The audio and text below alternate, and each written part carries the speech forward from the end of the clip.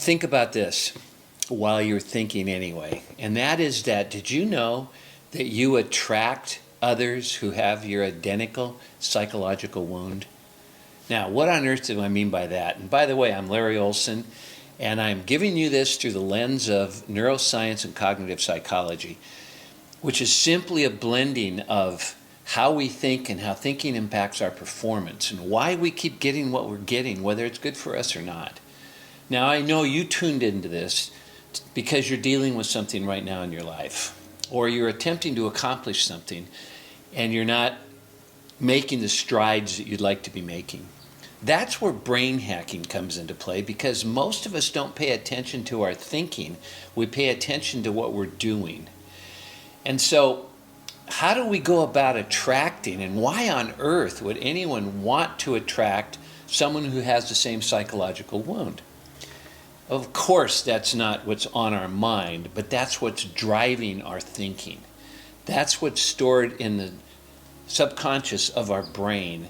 That is what has become our identity. And when I talk about brain, I'm talking about the organ that processes over 30 trillion bits of information a second, that genius within that we were born with, that we didn't even create. And then we'll talk about the mind, because I'm really an expert in mindset. And I want you to understand that I can assist you in developing that $1 million mindset, and developing that awesome body mindset, and to developing the ability to stop attracting the wound. And let me give you an example of that. As some of you are aware, I had not been very good at marriage.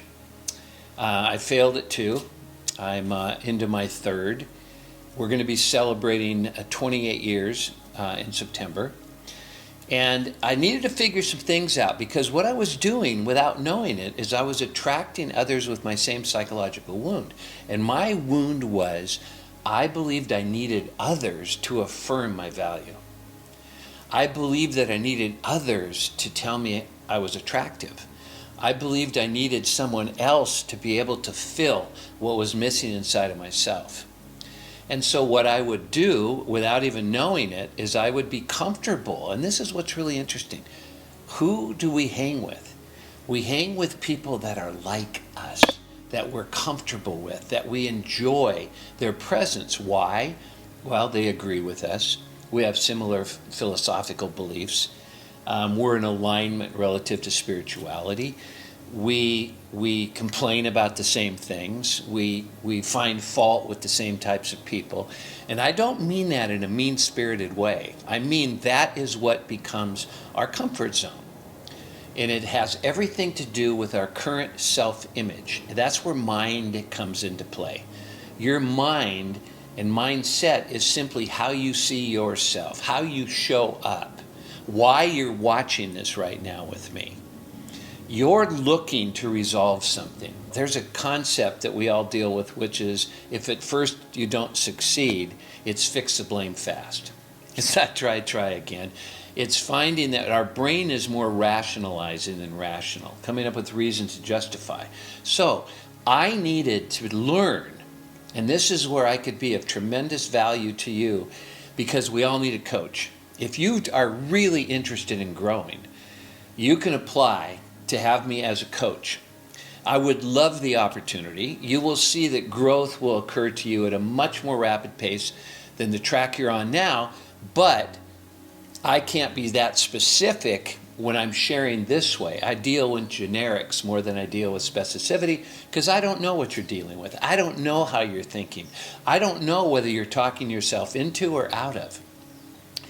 But until you heal the wound, and I recognized that there was a common denominator relative to why my relationships weren't working, and I happened to be in each one. And so I found fault with those around me. Once I recognized that it was up to me to find completeness, it was up to me to love Larry rather than looking for others to love Larry so that I would fulfill that. I was trying to find somebody else that had what I didn't have and then think that would make us complete, when in reality, they were as needy as I was. And as you grow, and as I grew, you'll find that unless your partner is growing with you, or the people in your company are growing with you, you end up finding a new environment. You end up attracting new friends and new relationships. And ultimately, I realized that if it was to be, it's up to me. And I practiced, and I got coaches, and I got feedback. And feedback's the breakfast of champions if it's honest and it's truthful.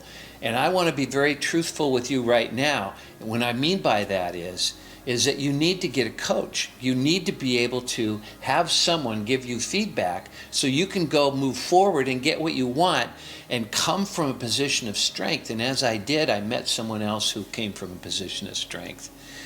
And I'm having the time of my life. I'm telling you, the honeymoon didn't end, and we're going into 28 years together. Actually, 29. And it's amazing. So what's amazing about it is that I wake up in the morning and I'm excited. And I'm not excited because she's going to do this and that for me.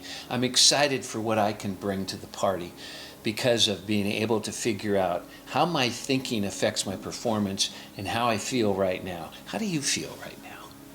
What are you thinking about right now? Because that's what you're going to manifest in your life.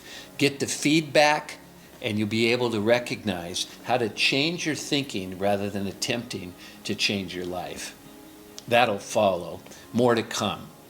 So look forward to talking more with you. There's be some information that you'll be able to see at the bottom of the screen, and I'll see you next time.